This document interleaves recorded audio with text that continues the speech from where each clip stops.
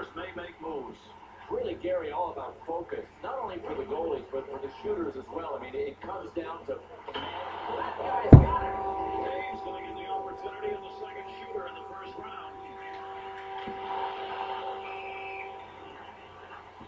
Ovechkin's looking to put one home and would give his team the lead. Crosby's goal shows us a shot you don't see often. No, the backhand shot, but I'm shocked that he is this accurate with it. That is what you sacrifice on the backhand. That one coming off the post. Houston All-Stars got a chance to win it if they can score. Didn't take very long, but we've got a winner that's going to do it in the shootout. And Gary, it never gets any more dramatic than the shootout. Anybody's going to do it. He was the one, and he didn't. Taves ready for his turn. Score!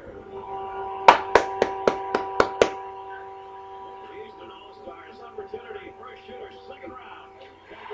Tremendous chance to win with that guy on the ice, and they don't get it. James Steve, up a goal. He's the second shooter, second round.